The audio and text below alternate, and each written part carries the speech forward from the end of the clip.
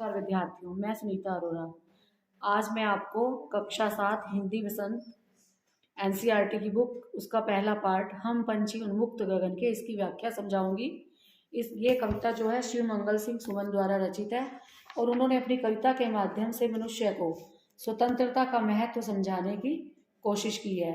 वो समझाते हैं कि हर व्यक्ति स्वतंत्र रहना चाहता है और रहना चाहिए, और खुले आकाश में पक्षी भी उड़ना चाहते हैं। तो पक्षियों के माध्यम से उन्होंने बताया स्वतंत्रता का महत्व। तो पहला है, हम पंछी उन्मुक्त गगन के, पिंजर बदना गा पाएंगे, कनक तीलियों से टकराकर पुलकित पंख टूट जाएंगे। हम बहता जल पीने वाले, मर जाएंगे भूखे प्यासे, कहीं भली है कटुक निबोरी, कनक कटोरी की मैदा से। यहाँ कवि पक्षियों के माध्यम से ये समझाने की कोशिश कर रहे हैं कि पक्षी भी पिंजरे में बंद होकर नहीं रहना चाहते। वो कहते हैं कि हमें भगवान ने पंख दिए हैं, हम उन्मुक्त मतलब खुले में, गगन मतलब आकाश, हम पंछी हम पक्षी जो हैं खुले आकाश में उड़ने वाले हैं, और पिंजरे में बंद होकर हम नहीं गा पाएंगे, हम सुरीले गीत नहीं गा पाएंगे, और हम अच्छी से नहीं चहचहा पाएंगे।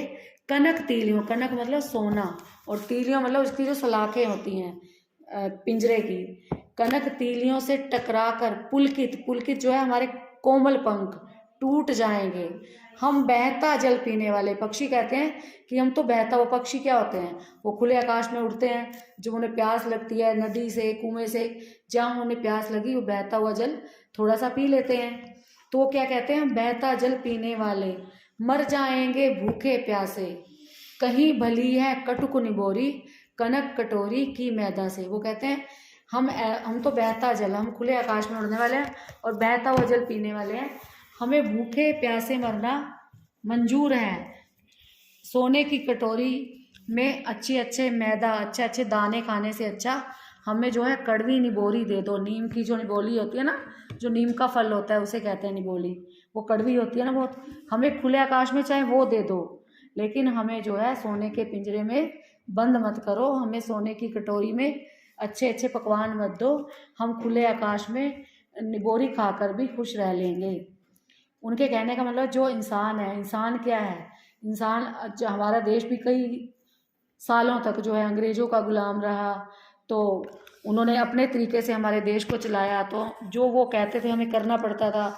इसका कुछ लोगों ने विद्रोह किया, कईयों ने अपनी जान गंवा दी कि भारत क्या है, देश हमारा घर है जिसमें हम रहते हैं, तो हमारे अपने ही घर में हमें कोई गुलाम बना कर रखे, चाहे वो हमें अच्छे पकवान दे, चाहे सोने की थाली में खाना दे, तो हमें वो पसंद नहीं आएगा ना कि हमारे ही घर में हम दूसरों की मर्जी करें। तो ऐसा ही पक्षियों के माध्यम से जो है कवि ने समझाने की कोशिश की है कि स्वतंत्रता सबको प्यारी है, चाहे वो पशु हो, चाहे वो पक्षी हो, चाहे वो इंसान हो। और इंसान को तो को समझाने की कोशिश की है कि जो है आत्मनिर्भर बनो, कोई तुम्हें अपने तरीके से ना चलाए, आप अपनी पसंद का करो जो करना है, और आज़ादी से रहो। मतलब यहाँ पर आज़ादी का महत्व बनाया है, आत्मनिर्भरता का महत्व बताया कवि ने कि पक्षी कह रहे हैं कि हम खुले आकाश में उड़ने वाले हैं, पिंजरे में बंद होकर हम जो है भूल जाएंगे गाना, और जो उसकी सलाखें हैं पिंजरे की, कनक तीलियाँ सोने की, सोने का पिंजरा चाहे सोने का हो, पिंजरा तो पिंजरा ही होता है ना, तो वो कह रहे हैं उससे टकरा कर हमारे जो है पुलकित पंख। अब हमने किसी को मान लो कमरे में बंद कर दिया, बाहर से ताला लगा दिया, विंडो भी नहीं है, तो हम दरवाज़ा तोड़ेंगे, तो पक्षी क्या करेंगे, पिंजरे की सलाखों को पंखों से तोड़ने की कोशिश करेंगे, तो उस जो है होड़ा होड़ी में उनके जो है पंख टूट जाएंगे, कोमल पंख जिससे वो उड़ते हैं, अपनी उड़ान भूल जाएंगे पक्षी। तो स्वर्ण श्रृंखला के बंधन में अपनी गति उड़ान सब भूले। स्वर्ण श्रृंखला का मतलब है सोने की चेन होती है जो सोने की चेन, वो उसके बंधन में बंध जाएंगे और अपनी गति, अपना चलना भूल जाएंगे, अपनी उड़ान भूल जाएंगे, उड़ना भूल जाएंगे। बस सपनों में देख रहे हैं तरुकी फुनगी पर के झूले। अब तो हमारे लिए सपना ही रह गया है कि जो पेड़ की डाली है उस पर हम पेड़ के ऊंचे डाली पर कैसे झूल रहे हैं, ये हमारे सपनों में ही रह गया। हम घर में पक्षी लाते हैं, आपने देखा होगा कई लोग पाल लेते हैं, वो पिंजरे में बंद होते हैं, तो उड़ना, पक्षियों को पंख क्यों मिले हैं, उड़ने के लिए, तो इसलिए वो पिंजरे में बंद होके नहीं रहना चाहते। तो इंसान भी जो है किसी की कैद में नहीं रहना चाहता, उसे भी अपनी स्वतंत्रता प्यारी है।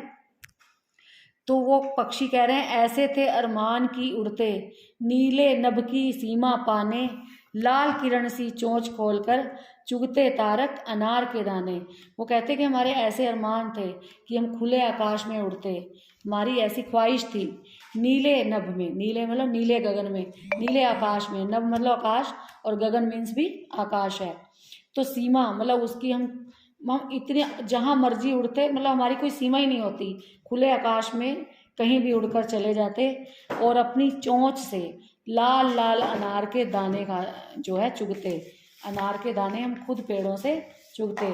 तो क्या कहते हैं अगला, क्या, होती सीमाहीन क्षितिज से इन पंखों की होड़ा होड़ी। हम जो है हमारी कोई सीमा ही नहीं होती, हम पंखों की होड़ा होड़ी आगे निकलने की कोशिश करते हैं एक दूसरे से सारे पंछी। और जो यह क्षितिज है, क्षितिज क्या होता है, जब धरती और आसमान का मिलन होता हुआ प्रतीत होता है उसे क्षितिज कहते हैं। या तो क्षितिज मिलन बन जाता या तंती सांसों की डोरी। ऐसे पिंजरे में रहने से अच्छा तो या तो हमें खुले आकाश में छोड़ दो कि हमारी कोई सीमा ही ना रहे, हम एक दूसरे से प्रतियोगिता करें उड़ने की, या फिर जो है हमारा जो किनारे हैं वो आपस में मिल जाएं, या फिर हमारी सांसों की जो है डोरी जो है, हमारी सांस चाहे चली जाए लेकिन हम पिंजरे में बंद होना नहीं रहना चाहते, पिंजरे में बंद होकर नहीं रहना चाहते। नीड़ न दो चाहे टहनी का, आश्रय छिन्न भिन्न कर डालो। वो कह रहे हैं चाहे हमें घोंसला मत दो, नीड़ मतलब घोंसला, चाहे टहनी पे हमें घोंसला मत दो, चाहे हमारे घोंसले को तोड़ डालो, छिन्न भिन्न तो कर डालो। आश्रय क्या होता है, जो रहने के लिए सहारा मिलता है। सब इंसानों के भी घर होते हैं, पक्षी अपने घोंसले बनाते हैं तो उनका घर हुआ, वो कह रहे थे उसको तोड़ दो, लेकिन पंख दिए हैं अगर हमें तो हमें उड़ने दो, हमें पिंजरे में बंद मत करो, हमारी आकुल उड़ान में विघ्न मत डालो, रुकावट मत डालो, हमें जो है उड़ने दो। तो इस प्रकार मैंने आपको समझाया कि शिव मंगल सिंह सुमन द्वारा रचित इस कविता में आज़ादी के महत्व को, स्वतंत्रता के महत्व को समझाया गया कि कोई हमें अपने तरीके से ना चलाए। घर में रहिए, सुरक्षित रहिए। धन्यवाद।